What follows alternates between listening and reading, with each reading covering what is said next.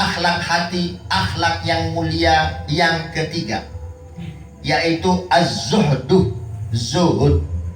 Zuhud, tidak cinta dunia ya. Az-zuhdu fi dunya unwanul wilayah. Zuhud dari dunia itu tanda kewalian. Tidak suka, bukan berarti harus miskin lah ya. Boleh kaya, tapi tidak suka, tidak senang. Bukan tujuannya memperkaya diri. Ya cuma sudah kaya, kadang-kadang orang kalau sudah kadung rezekinya kaya, walaupun tidak suka, ya tetap saja tambah kaya. Contoh sahabat Abdurrahman bin Auf radhiyallahu anhu, pengen miskin, ya pengen bangkrut, nggak bangkrut. Pernah melakukan, ya pernah datang ke Madinah dengan puluhan kendaraannya, kudanya, ontanya, kafilahnya, membawa barang dagangan. Tapi karena di stop di luar kota, ada yang nawar, saya beli semua, saya kasih laba sekian, nggak mau.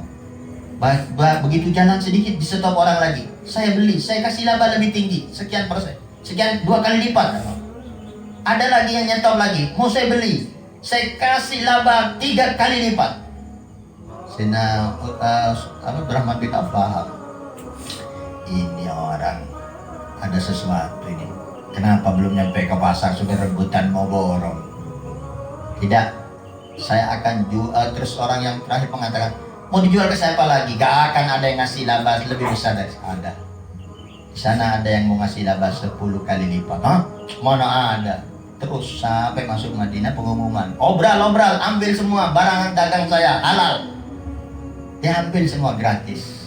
Kalau tidak salah 70 kendaraan itu ya, 70 gerbong lah kalau sekarang ya, 70 kafilah habis diambil.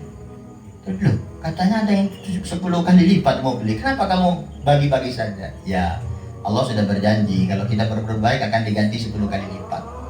Karena tahu ini paceklik, kalau sudah orang dihadang di luar kota, berarti di kota itu orang sedang butuh, maka diberikan saja.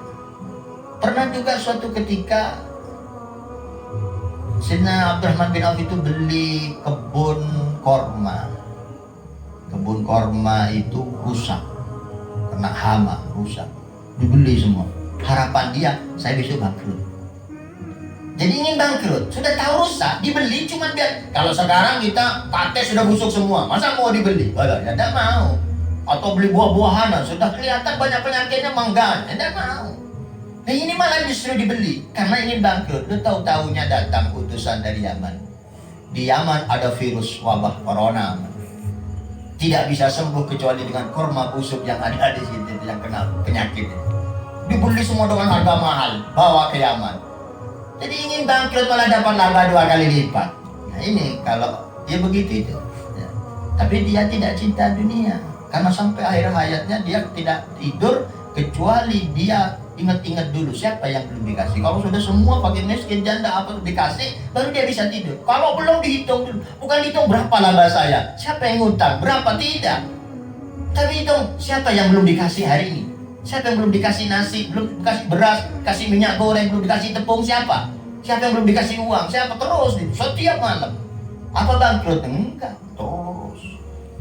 Karena apa? Dalam ayat Allah, yurbis sedekah, Allah akan melipat gandakan sedekah, menernak, memperbanyak sedekah. Setiap orang sedekah akan diganti oleh Allah yang lebih banyak. Jadi zuhud itu bukan harus kaya, bukan harus miskin ya.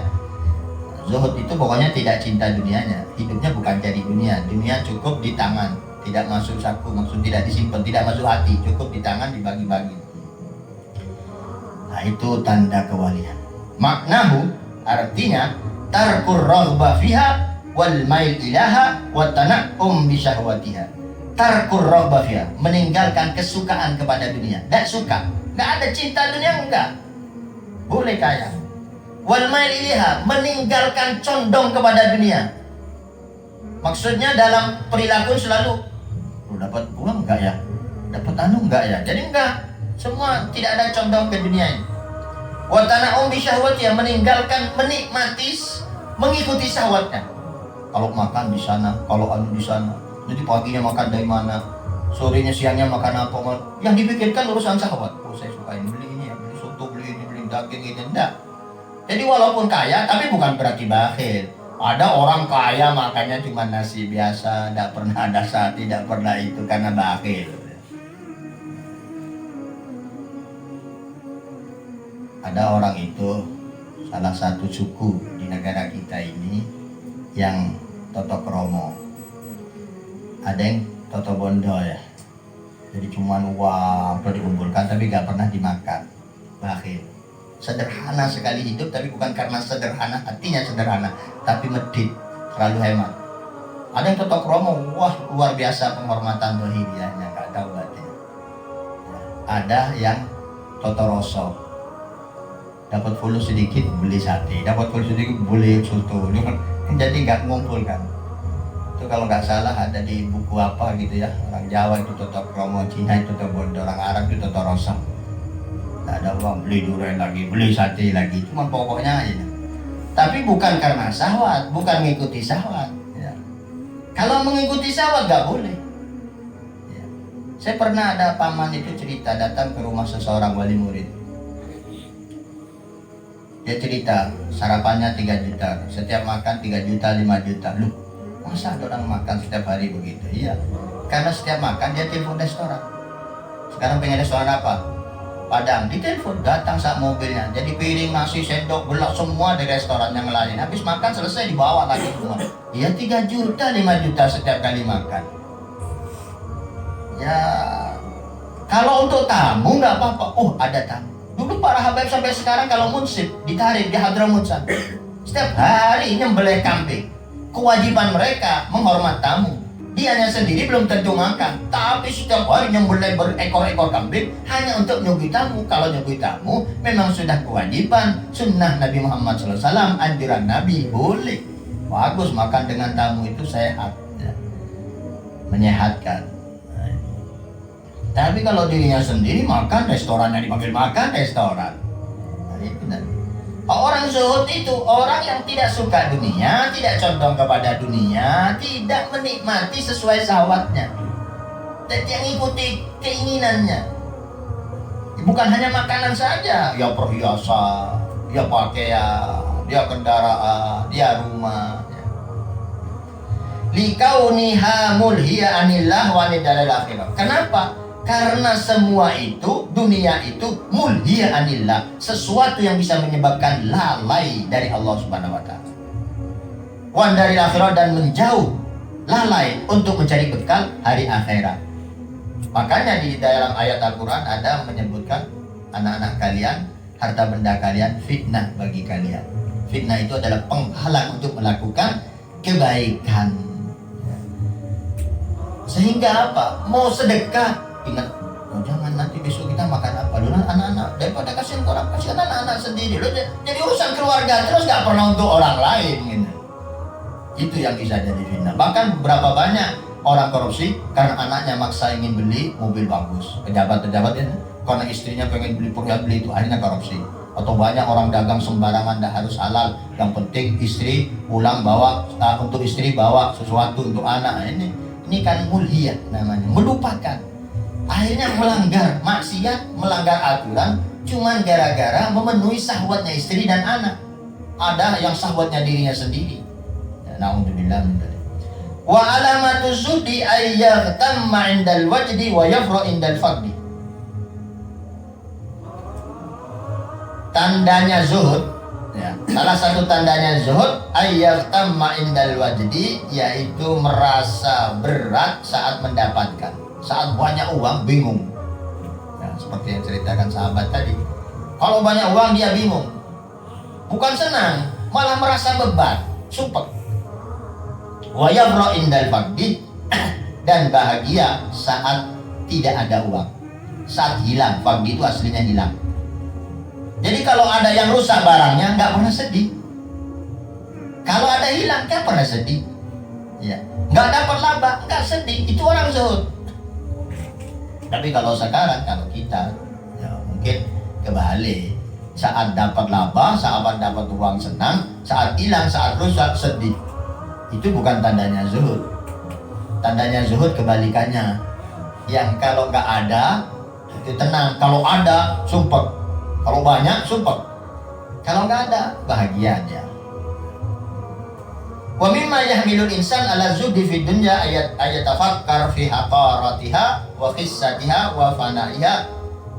Dan termasuk orang zuhud itu akan membawa manusia, apa yang bisa membawa manusia untuk zuhud dunia adalah berpikir tentang kehinaan dunia itu.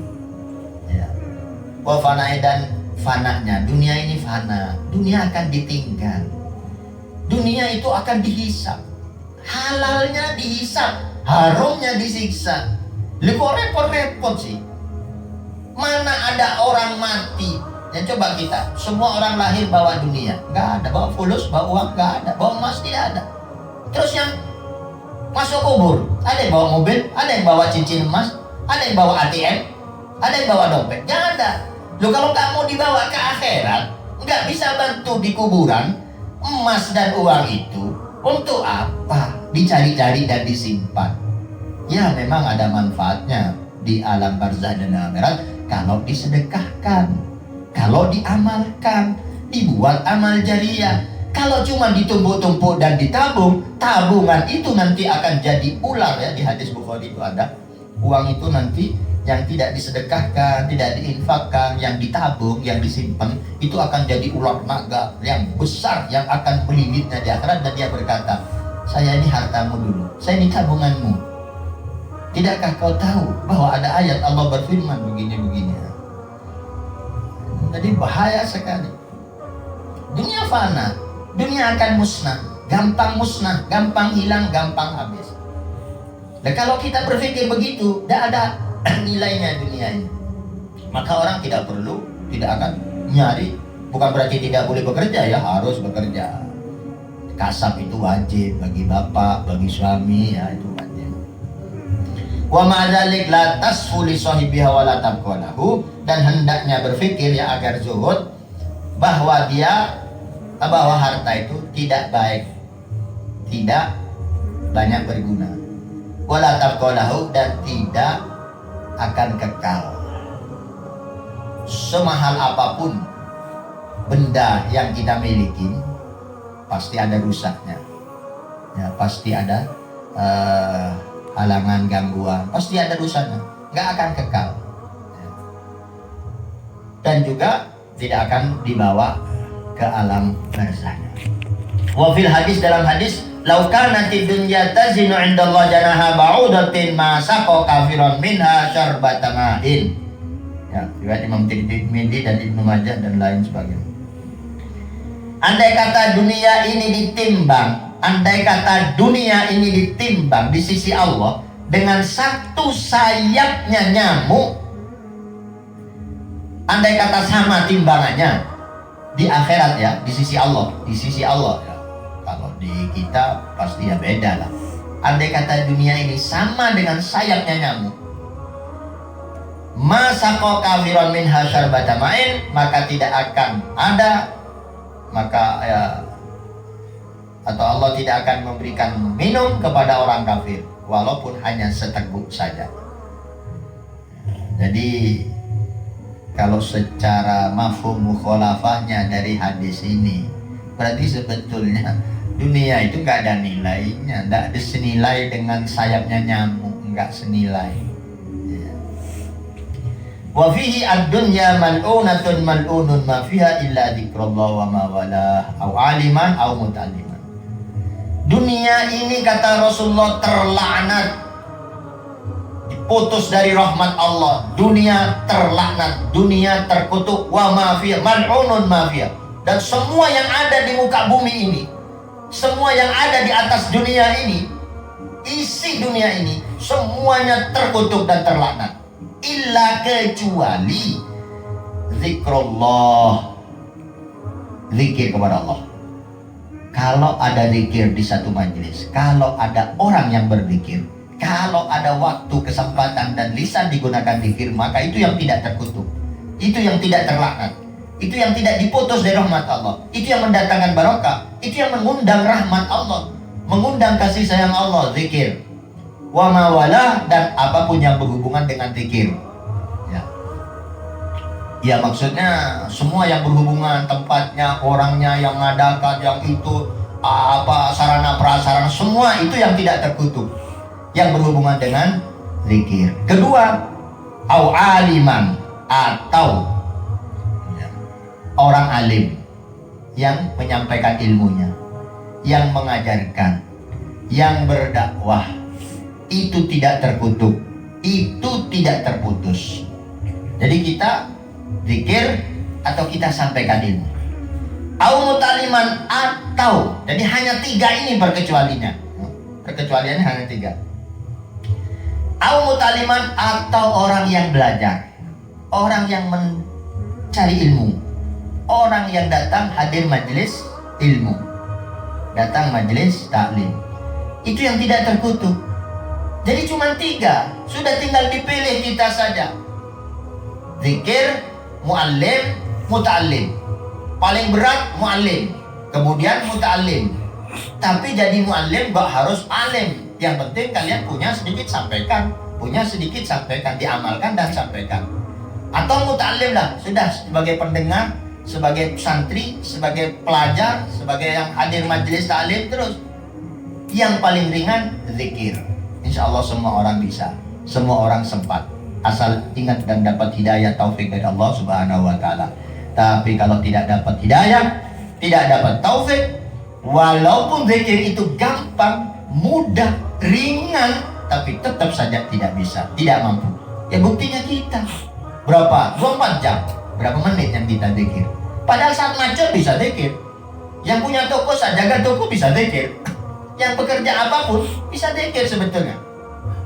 Maksudnya ya pekerjaan kantor, pekerjaan di sawah kan zikir itu ya istighfar, alhamdulillah, la ilaha illallah, ya Allah, ya Allah, ya Allah, ya Rahman, ya Rahim.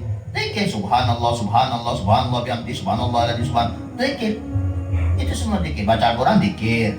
Ya membahas ilmu halal haram dianggap zikir itu ya. Dalam beberapa hadis dalam kitab Al-Azkar itu beberapa ulama mengatakan yang majlis zikir yang jadi kebun sorga itu adalah majlis yang membahas tentang ilmu.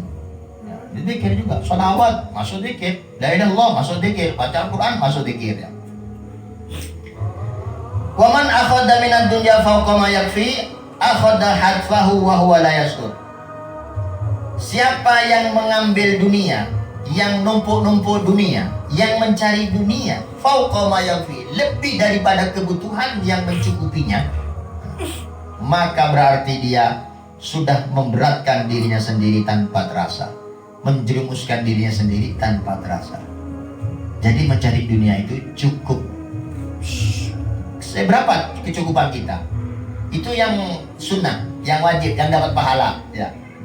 Kalau umpamanya kebutuhan kita sendiri, istri, anak, dan kebutuhan rumah tangga, kebutuhan sekolahan anak, kebutuhan semua umpamanya satu hari 100.000, ya sudah, dia wajibnya hanya cukup 100.000. Setelah 100.000 dia harus berhenti. Jadi ada beberapa kitab tertentu para ulama yang menyatakan begitu. Jadi jam 12 siang, loh kok sudah dapat 100.000 laba? Harus berhenti orang itu, sudah zikir saja, sholat sunnah, kayak baca sholawat dan zikir. Tapi bukan berarti haram dia bekerja sampai maghrib, tidak. Tapi ini sudah hitungannya beda. Ini sudah bukan ibadah. Ya, ini bukan ibadah, bukan jihad. Karena ini sudah kelebihan dari apa yang dia butuhkan. Ini hampir tidak ada orang gitu. Saya berapa? 100.000. Berarti setiap 100.000 berhenti. Setiap 100.000 berhenti. Tidak ada. Kalau perlu 200, 300, 400. Kok tambah laris? Jangan tutup. Terus lah. Kok tambah laris terus sampai tengah malam. Oh semakin laris malam. Udah gak usah tidur. Besok jam 3 tidur. Gak salat subuh sampai siang. Sampai dari naudzubillah. Tidak boleh. Itu sudah pelanggaran. Ya, walaupun tidak haram, tapi sudah tidak baik. Karena mencari dunia itu batasnya sudah sampai fauqa ma yakfi. Sampai ma yakfi yang cukup. Kalau fauqa ma yakfi, melewati dari kebutuhan yang mencukupi dia, itu sudah pelanggaran, itu sudah berbahaya. Wa qala al-arifun abla ayat fi dhammid dunya wa tazid fiha qaulu ta'ala. Al-Arif Billah mengatakan ayat yang paling puncak dalam menghina meremehkan dunia dan agar zuhud dunia, yaitu firman Allah surat Az-Zukhruf ayat 33, 34 dan 35. A'udzubillahi minasyaitonir rajim. Walaula ayyakunan nasu ummatan wahidatan laja'alna liman yakfuru birrahmani libuyutihim suqufan min fiddatin wa ma'arij 'alaiha yadharun wa libuyutihim abwaban wa sururan 'alaiha yattaki'un wa zukhrufan wa in kullu dzalika lamma mata'ul hayatid dunya. Surat Az-Zukhruf. Zukhruf itu hiasan kehidupan duniawi ya. Wa laula ayakunan nasu mata wahida lajana liman yakfur birrahman libujim suqufan min fidda wa ma'arij 'alaiha yadharun. Ya, andai kata saja manusia ini dijadikan satu umat ya, satu rasa, maka kami jadikan untuk orang-orang yang kafir ya, yang mengingkari nikmat Allah, libuyutihim suqufa, rumah-rumah mereka akan diberikan atap-atap dari perak, wa ma'arij 'alaiha, dan lantai-lantai tingkat atas atau tangga-tangga, menara-menara ya, agar nampak, dan mereka rumah-rumah mereka diberikan pintu-pintu kebahagiaan, mereka duduk-duduk ya, majelas-majelas jagongan, zukhrufan, dan hiasan-hiasan, keindahan-keindahan. Wa in kullu dzalika lamma matal hayatun dunya, tapi ketahuilah buat apa semua itu, karena semua itu hanya benda kehidupan duniawi yang tidak ada artinya.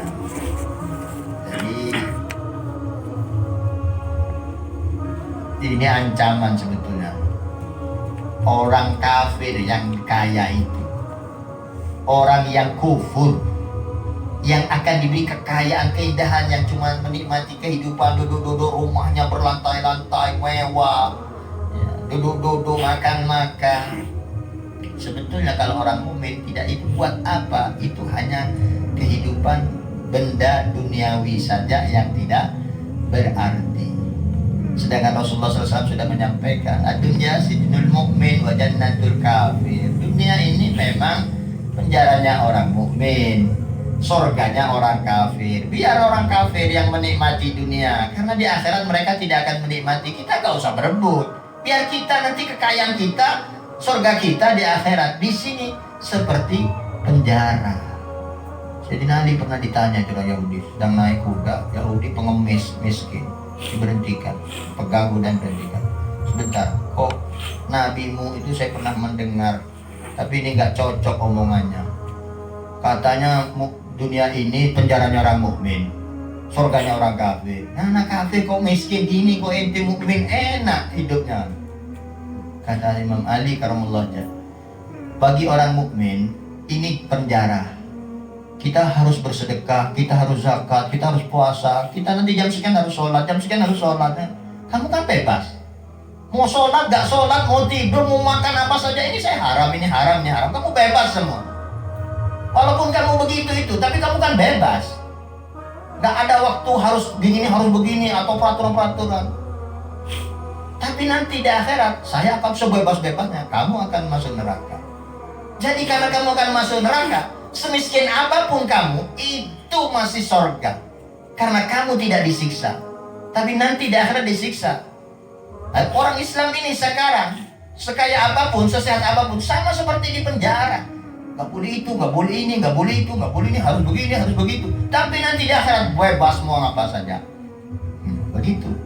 Jadi secara materi memang ada Yahudi, orang kafir yang miskin. Tapi semiskin-miskinnya di dunia itu masih bebas, masih surga. Tapi nanti, karena dibandingkan dengan nantinya, bagi kita ini penjara dibandingkan nanti bebas sebebas-bebasnya, begitu ya. Ya, yang harus jadi pegangan kita, halalnya dihisab, halalnya dihisab, beban kan, haramnya iqam, ya, haramnya siksa. Jadi harus hati-hati. Nah, untuk dari wazuhdu darajat, dan zuhud itu ada beberapa derajat. Zuhdun fil haram, ada zuhud tentang yang haram. Wa huwa wajibun, itu wajib. Wajib kalau urusan haram kita zuhud. Ya. Li'annahu minat taqwa, karena termasuk takwa meninggalkan yang haram. Kedua, wa zuhdun fi subhat, zuhud yang subhat, yang gak jelas antara halal dan haramnya, yang serupa, yang mirip, yang belum jelas. Wa huwa naun minal wara', dan kalau zuhud tentang subhat, meninggalkan yang subhat, itu salah satu macam tingkatan dari sifat wara' yang sangat mulia. Orang wara', orang wali-wali meninggalkan yang subhat, apalagi haram. Subhat ditinggalkan, mubah aja ditinggalkan, apalagi subhat. Yang ketiga, zuhdun fi ma zada ala qadril haja minad dunya, yaitu zuhud tidak mau yang lebih dari sekedar hajatnya. Maksudnya tetap cari dunia, tetap kejar dunia, tetap bekerja, tapi cukup hajatnya saja, enggak berlebihan. Wa huwa fadlun wa mandub, ini yang utama dan ini yang sunnah. Maksudnya sunnah bekerja, sunnah kasab, tapi sampai kebutuhannya, jangan berlebih-lebihan. Wa fi fawaid dunya wa dunyawiyah, dalam hal ini ada faedah-faedah agama, faedah-faedah duniawinya. Jadi faedah ukhrawi dan faedah duniawi. Qala sallallahu alaihi wasallam, izhad fi dunya yuhibbukallah, zuhudlah tentang dunia, Allah akan mencintai kalian. Kalau ingin dapat kecintaan Allah, zuhudlah, jangan suka dunia. Washad fi ma indan nas yuhibbakan nas, dan zuhudlah dengan apa yang dimiliki orang lain, maka kau akan disenangi oleh orang lain. Maksudnya jangan selalu berharap bantuan orang, minta kepada orang, jangan suka kepada milik orang, jangan hasud, jangan iri, kau akan selamat.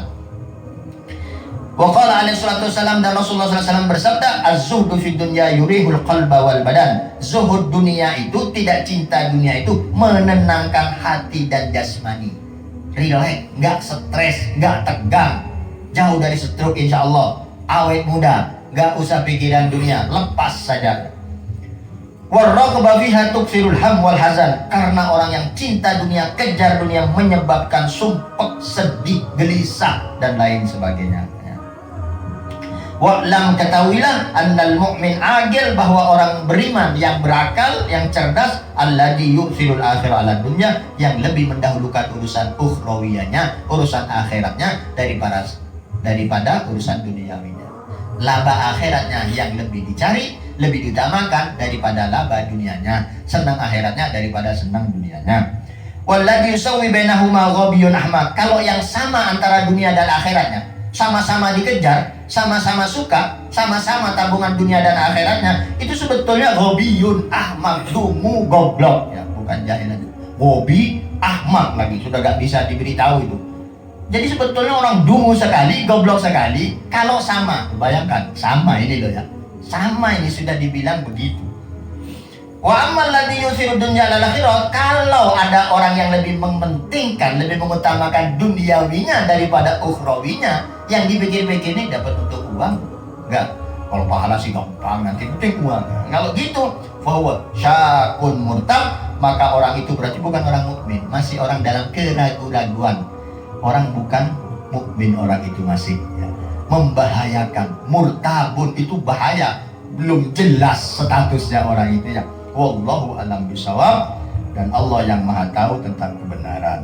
Mudah-mudahan manfaat apa yang kita baca ini, mudah-mudahan memberi keberkahan kita, mudah-mudahan kita bisa memiliki sifat zuhud, mudah-mudahan kita bisa menghiasi hati kita dengan rasa khauf dan raja. Amin, Allahumma amin. Mudah-mudahan kita semua digampangkan rezekinya yang halal, yang gampang. Mudah-mudahan semuanya sehat walafiat. Mudah-mudahan kita, istri kita, anak-anak kita jadi anak yang soleh, soleha, istri yang soleha, yang dijaga oleh Allah dari kemaksiatan, yang mendapatkan ridha Allah, yang semuanya panjang umur dalam keadaan sehat walafiat, meninggal dalam keadaan husnul khatimah. Amin. Fatihah.